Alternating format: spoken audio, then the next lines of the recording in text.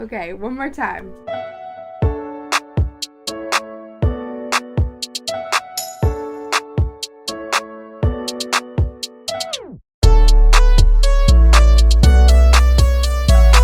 Hi friends, it's Carly. Welcome back to my channel. For the first time in a while, I have a book video for you guys. So I feel like there's something we need to talk about. There's someone we need to talk about, and that is Casey McQuiston, because I think she really is just this really talented new adult author. She writes queer books, and she just has this amazing way of pulling you into her books and into the world of those books, and I think that's why I love them so much. So she has two books.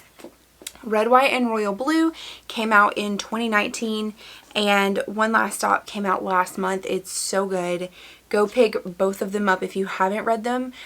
They're not like a duology. They have nothing to do with each other, but I just think they're both so good, and I wanted to talk about them. So we'll start with Red, White, and Royal Blue because it's the older one. My phone is somewhere and it is vibrating. Essentially, this is about the first son of the first female president of the United States falling in love with the Prince of England. It is an enemies to lovers story, and it's so good. So one of the biggest plot points in the story is the 2020 election, where Alex's mom, President Ellen Claremont, is running for re-election, and the way the book is laid out, she succeeded Obama. So she was elected president in 2016. She is running for re-election in 2020. And as someone who is just truly fascinated by politics, I didn't realize how much I was going to love this. Honestly, I picked it up because a Clockwork Reader recommended it. And I was like, yeah, I've seen a few people talk about it. I've seen it on Book Talk. I need to go get it. So I went and bought it. I didn't know anything about it other than the fact that it is about the son of the president and the Prince of England falling for each other.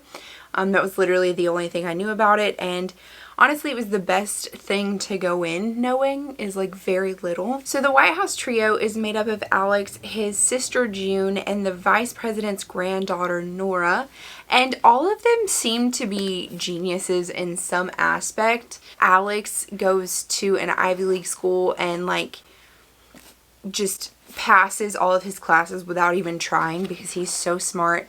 His sister has just graduated from an Ivy League school with a degree in journalism, and she really wants to be like a hard investigator, but because her mom is running for re-election as president, her mom is the president, they don't give her like the credit that she deserves. She can't really report on the hard-hitting issues that she wants to because they're afraid it may conflict with her mom's campaign.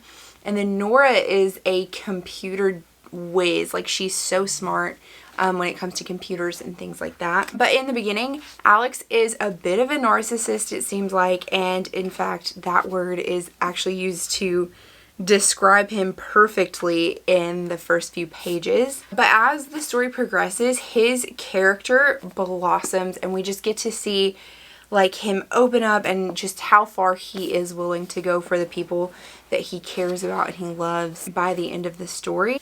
And then we have Prince Henry, who is the polar opposite of Alex. He seems to care about everyone except for himself, and we kind of see by the end of the novel like the extreme that he takes that to protect everyone else selflessly. Like, he is more willing to like shrink himself and just not exist to make everyone else happier and make their lives like easier, I guess. And he is just like super closed off and honestly kind of boring in the beginning. As the story progresses, like the character development in this book for both of the main characters is honestly top tier. Like, they both start out as people that you don't really, they don't feel like main characters. They don't feel like you're going to like them, but by the end of the book it's like you love them both so much. And that's what I mean, but like she pulls you into their world, she pulls you into the story, and it's just phenomenal. So the only like critique, I don't even feel like it's a critique honestly, about this story is that by the end, it's basically like Alex is standing in this room and he's seeing his mom's entire like staff and all of these people that are basically like a chosen family for them, and they're all standing around, and it's like, it feels like everyone is something. Like, oh, they're pan, they're bi, they're trans, they're like some type of queer, and it is honestly to the point that it feels kind of forced. But I understand it feels kind of like she was trying to include the entire alphabet mafia. And so I don't know, I guess it just felt a little forced to me. Overall, the story is such a feel-good story for me that it honestly feels a little utopian, and I know like obviously that's not what it is, but it just feels like Alex's bubble, like their bubble, is just so, I don't even know how to describe it. It's so beautiful, and I literally cried at the end of this book because it was over, and it's so good. Like, it's not even a sad story, but I was just so happy at the end of it that I literally cried. Okay, so we're gonna move on to One Last Stop, and if you cannot tell by the lesbian flag-esque cover, this is a sapphic novel, and it's set in 2020. That means technically these books exist at the same time. Like, the storylines are happening at the same time. That's wild to me. Anyways, August is our main character who has transferred to several different colleges over the past few years, looking for somewhere that truly feels like home to her. This is a concept that I relate to strongly. She was born and raised in New Orleans, and at the beginning of the story, she has just moved to New York. Her search for roommates leads her to a neighborhood in Brooklyn with 3 misfits of roommates. So we have Nico, who is a Latino trans psychic man, and he's dating Mila, who is a melanated engineering genius. She's so freaking smart, and she incorporates like tech with art, and I just think that's so fascinating. And then we have Wes, who was born into a wealthy family but was excommunicated when he decided to drop out of architecture school to become a tattoo artist. On the most problematic first day of classes, August steps onto the Q train on her way to class, covered in coffee that she has spilled all over herself, and she falls in love with this girl instantly, but she realizes she'll probably never see her again until she gets back on the queue and the girl is still there.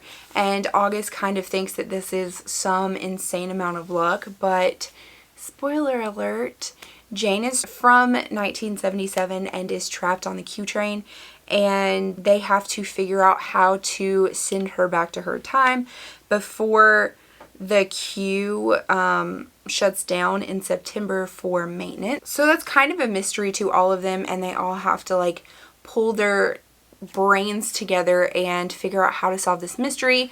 But mysteries are nothing new to August. She was basically born to assist her mother's search for her lost brother, who went missing whenever she was like a little kid. Her parents, like August's grandparents, had given up searching for him and just kind of pushed August's mom to the side because she was so obsessed with this case. And at that point, it had been like 30 years, and they were like, we're never gonna know what happened. But her mom was really persistent in finding him and solving this case. And so her entire life, August was basically her mom's assistant in helping with this, doing what she could to assist her mom in finding him. So something that I noticed in this story is that every time a physical interaction happens with Jane and August, you can tell the amount of care that Casey McQuiston put into it, because every single time, in some little way, the characters look for consent, and like consent is a really big thing for them. And it's never like a big thing, but you could just tell. I know that sounds weird, but it's just like they make eye contact and like make sure that things are okay before like moving further, which is something that I kind of appreciate. I don't think I've ever seen that in a novel. Usually whenever characters get together, they just do, and it's just like a thing that happens. But with them, they pause to make sure that things are okay and it's okay to continue with their activity. So I just thought that was really interesting and unique. This is the first queer book I have ever read that didn't have like a huge like coming out aspect to it, which is something that I have like avidly said is kind of not like outdated, but I feel like in the same way that for straight characters they don't have a big moment where they're like, I am who I am. I feel like a lot of queer books have to have like a coming out aspect. Like it has to be like a question, like I'm questioning, is this, ooh, there's a fly. Like it's always like they're questioning themselves, like is this really how I feel? Is this what I want to do? How am I going to come out? How is everyone going to take it? And this book doesn't have that. Like it's just, they are who they are, and that's just how it is. And I really appreciate that as a queer person. Like it was really nice to have that representation without an undertone of like conflict and confusion, I guess. I really hope that makes sense. I really love the way both of these books are just like wrapped up with this little bow on top at the end of them, even though both of them made me ugly cry. I was 2 chapters away from finishing this one, and I was sitting there reading it and was full on ugly crying, and Nick he looked at me and was like, what is wrong with you? And I was like, I'm just so sad, like it hurts. And then I finished it, and then I was crying because I was so happy. I don't know if anybody else actually reads the acknowledgments at the end of books, but I do.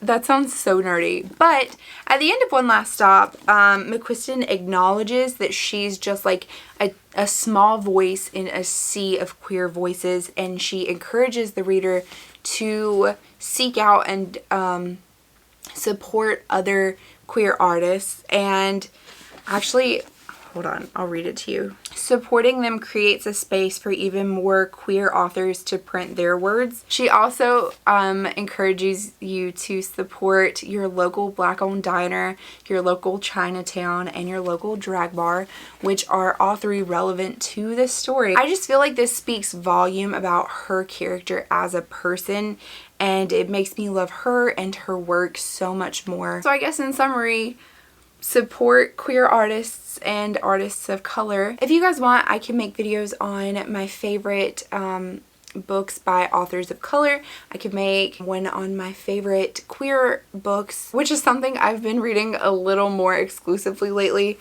I don't mean to, I just happen to find the queer books. So that's the video. I really hope you guys enjoyed it. I haven't made a video in a while, and it feels really good to be back. Let me know if you guys want to see that, and I will see you in the next one. Bye!